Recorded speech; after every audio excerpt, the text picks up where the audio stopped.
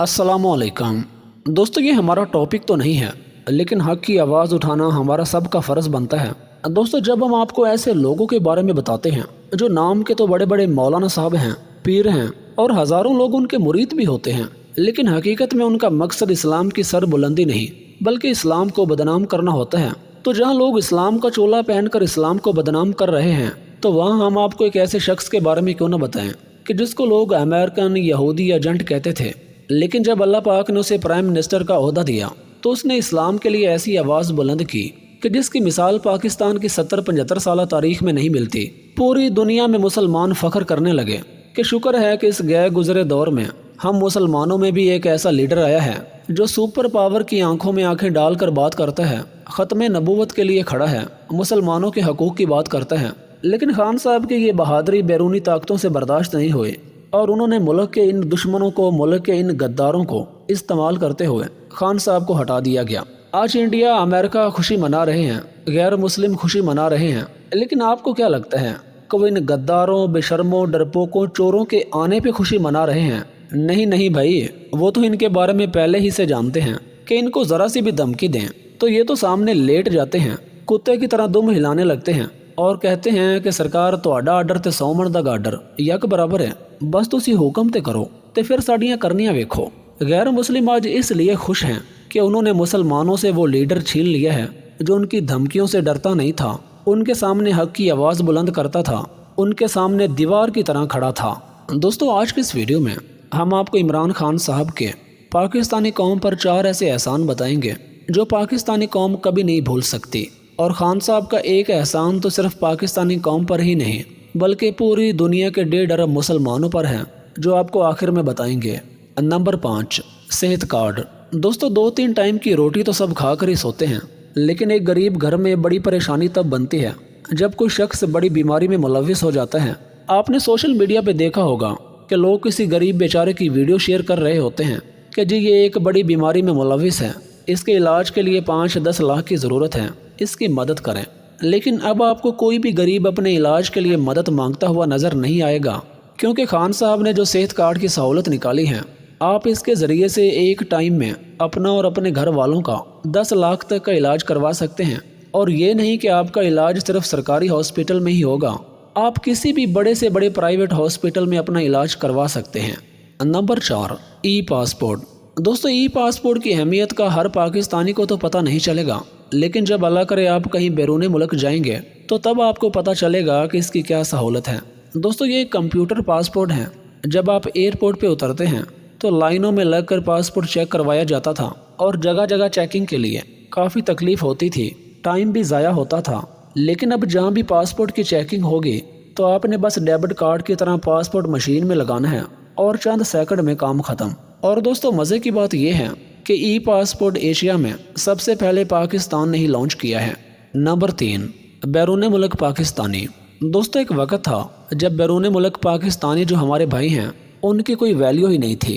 किसी को अगर पकड़ के जेल में डाल देते थे तो वो बेचारा जो अपने घर वालों के लिए मेहनत मजदूरी करने बैरून मुल्क जाता था वो सालों साल जेल में पड़ा रहता था, लेकिन उसकी कोई बात पूछने वाला ही नहीं था।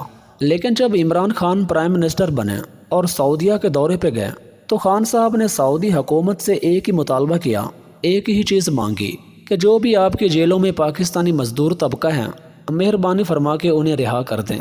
तब उन्हें पता चला कि अच्छा, इनका भी कोई वाली वारस है। और दोस्तों, अब जो भी बैरून मुल्क पाकिस्तानी हैं वो जब किसी से बात करते हैं और बताते हैं कि मैं पाकिस्तान से हूँ, तो सामने वाला हैरान सा हो के कहता है कि अच्छा, आप उस कंट्री से हैं जहाँ का प्राइम मिनिस्टर इमरान खान साहब है। नंबर 2, पाकिस्तान की आज़ाद पॉलिसी। दोस्तों, वैसे तो हम सन 47 में आज़ाद हो गए थे, लेकिन भाई किसी भूल में ना रहना, इसलिए कि हम आज़ाद होकर भी आज़ाद नहीं हैं, क्योंकि हमारे ऊपर हुकूमत अमेरिका की चलती है। वो वहाँ बैठकर भी जो चाहते हैं हमारे ऊपर कानून लागू कर देते हैं। आप सोचेंगे कि वो कैसे? प्राइम मिनिस्टर हमारा होता है, हमारे मुल्क का होता है, सियासतदान लीडर हमारे मुल्क के होते हैं, फिर हमारे ऊपर अंग्रेज़ हुकूमत कैसे करता है? इसकी वजह मेरे भाई ये है कि ये जो हमारे प्राइम मिनिस्टर, हमारे सियासतदान होते हैं, इनको अमेरिका ने ख़रीदा होता है, ये उनके ग़ुलाम होते हैं, इसीलिए वो जो चाहते हैं इनसे करवा लेते हैं और ये कर भी देते हैं, चाहे इन्हें अपने मुल्क का ही बेड़ा गर्क क्यों न करना पड़े। جس کی زندہ مثال خان صاحب اپنی ہر سپیچ میں بیان کرتے ہیں کہ ان چوروں کی حکومت میں امریکہ ہمارے ملک میں بیٹھ کر ہمارے اوپر ہی ڈرون اٹیک کرتا رہا، جس میں ہمارے 80,000 پاکستانی شہید ہوئے اور 35 لاکھ لوگ گھروں سے بے گھر ہوئے، لیکن ان چوروں نے ایک بار تک نہ کہا کہ یہ آپ کیا کر رہے ہیں، ہمارے لوگوں کو ہی مار رہے ہیں۔ لیکن بھائی یہ انہیں منع نہیں کر سکتے، یہ تو منہ چڑھ کے ان سے بات بھی نہیں کر سکتے کیونکہ یہ تو خود ان کے غلام ہیں۔ لیکن جب عمران خان صاحب آئے تو خان صاحب نے ان کی آنکھوں میں آنکھیں ڈال کر کہا کہ ہم کوئی تمہارے غلام نہیں ہیں کہ جو تم کہو گے ہم کرتے چلیں۔ کہ کیا آپ نے ہندوستان کو بھی یہ خط لکھا تھا؟ کیا ہم کوئی غلام ہیں کہ جو آپ کہیں گے ہم کر لیں؟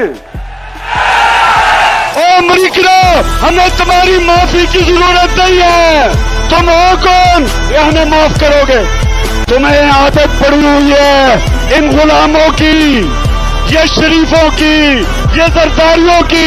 Conduct cross-border counter-terrorism missions against Al-Qaeda, ISIS or the Taliban? Absolutely not.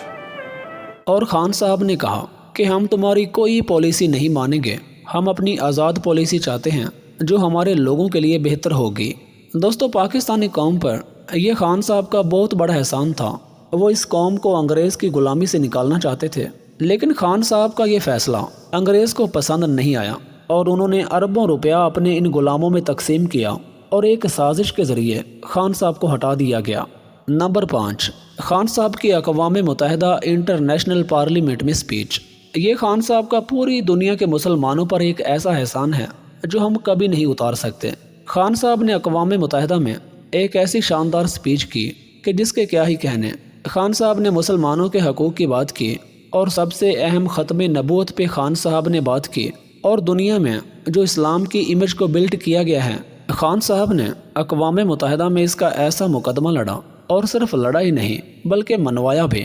You think they will think, are we a children of a lesser God? My belief is, la ilaha illallah, there is no God but one. And we will fight. اور یہی وجہ ہے کہ اب پوری دنیا میں 15 مارچ کو اسلامی فوبیا کے نام سے دن منایا جائے گا، جس کا کریڈٹ خان صاحب کو جاتا ہے، کیونکہ یہ کام اللہ پاک نے خان صاحب سے لیا ہے۔ عزت اللہ دینے والا ہے، عزت اللہ دینے والا ہے۔ تو دوستو، یہ تھے خان صاحب کے قوم پر 5 احسان۔ آپ سے گزارش ہے کہ خدا ان غدار لیڈروں کی عقیدت میں اندھے نہ ہوں بلکہ اپنے دماغ سے کام لو۔ اللہ پاک نے یہ تمہیں کس لیے دیا ہے؟ اسی لیے دیا ہے کہ تم غلط اور صحیح کو پہچانو۔ عمران خان، کم از کم معاف کر دے آپ۔ کوئی شک نہیں کہ پاکستان کے بعد ترسالہ تاریخ میں کسی غیرتی انسان نے مقبوضہ کے سر پر ایسی بازی نہیں لگائی جو عمران خان نے لگائی۔ یہ بات ماننی چاہیے۔ حق کو حق کہنا حق پرستوں کا طریقہ ہے۔